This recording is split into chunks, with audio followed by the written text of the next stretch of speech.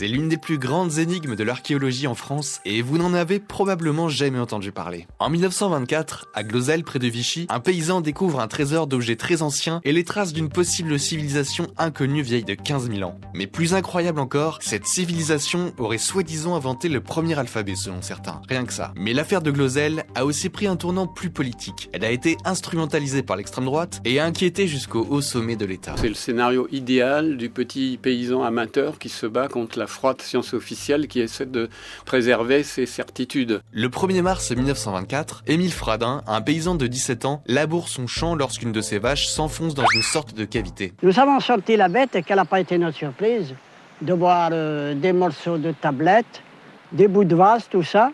Nous sommes revenus avec des pelles et des pioches. On a dégagé une véritable tombe dans laquelle il y avait même des ossements humains. En creusant un peu, Émile, aidé de sa famille, découvre des fragments de poterie, des harpons en os, des galets avec des gravures de rennes dessus. L'affaire fait vite le tour de ce petit hameau isolé de l'Allier et attire les curieux de la région. Quelques objets retiennent particulièrement l'attention. Des tablettes avec d'étranges inscriptions qui ressemblent à du phénicien. Mais le phénicien, qu'on considère comme le premier alphabet, a été inventé au Proche-Orient il y a 3 millénaires, bien loin de Glozelle donc. Parmi ces archéologues amateurs, certains sont persuadés d'avoir découvert une nouvelle civilisation inconnue qui aurait vécu là il y a 15 000 ans. Mais d'autres archéologues, plus chevronnés, considèrent qu'il ne s'agit que de vestiges gallo-romains très communs. C'est le début d'une longue querelle entre les glozéliens, qui défendent l'authenticité du site, et les anti-glozéliens qui n'y croient pas.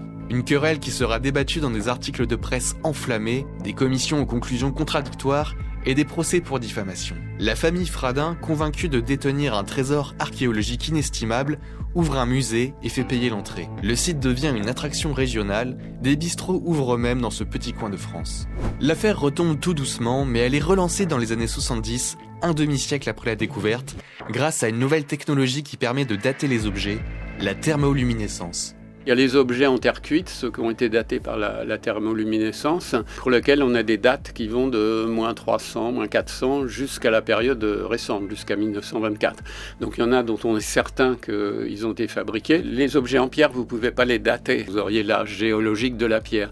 Les objets en os, certains ont été datés. Alors une date à 15 000 et plusieurs dates vieilles de 2-3 siècles. Mais les objets en os, vous pouvez récupérer des os sur lesquels vous allez travailler. Donc c'est toujours un problème. L'affaire semble pliée. Glozelle n'abrite pas les vestiges d'une ancienne civilisation inconnue. Mais les glozéliens reçoivent un soutien politique de poids de ce qu'on appelle alors la Nouvelle Droite, un courant en réalité d'extrême droite qui entend prouver la supériorité de la civilisation européenne sur les autres. Et Glozelle et son prétendu alphabet tombent à pic pour eux. Ça prouverait que l'écriture n'aurait pas été inventée par de louches sémites de l'autre côté de la Méditerranée, mais par les gens du Paléolithique européen, viennent chez nous dans la montagne du Bourbonnais. L'affaire prend de l'ampleur et le ministre de la Culture décide d'organiser une nouvelle campagne de fouilles en 1983 à laquelle participent plusieurs scientifiques de renom dont Jean-Paul Demoule. Le rapport final arrive à cette conclusion. Le site de Glozelle est probablement un four de verrier du Moyen-Âge dans lequel auraient été déposés des objets de diverses époques entre l'époque gauloise et le début du XXe siècle. Le site n'aurait donc pas 15 000 ans et les objets les plus anciens auraient 2500 ans tout au plus. Pourtant, le dossier est si sensible que le ministère préfère enterrer discrètement le rapport. Ce qui donne bien sûr du grain à moudre aux complotistes. Nous cacherait-on quelque chose à Glozelle ? Il faut même attendre presque 40 ans pour que le rapport soit publié avec le soutien de l'université de Clermont-Ferrand. On n'a jamais su qui avait vraiment fabriqué toute cette civilisation. Il y a eu des procès contre Fradin qui a été blanchi de ça par les tribunaux. Moi, sur le plan personnel, je trouve que c'est très imaginatif. J'ai souvent dit que c'était un peu le facteur cheval de la préhistoire parce qu'il y a des choses très étranges. Celles ou ceux qui les ont fait avaient une certaine inventivité. C'est pour ça qu'on plaide depuis 40 ans pour que ça soit classé monument historique parce que ça appartient à l'histoire de l'archéologie. Si vous voulez en savoir plus, vous pouvez écouter cette émission de Carbone 14.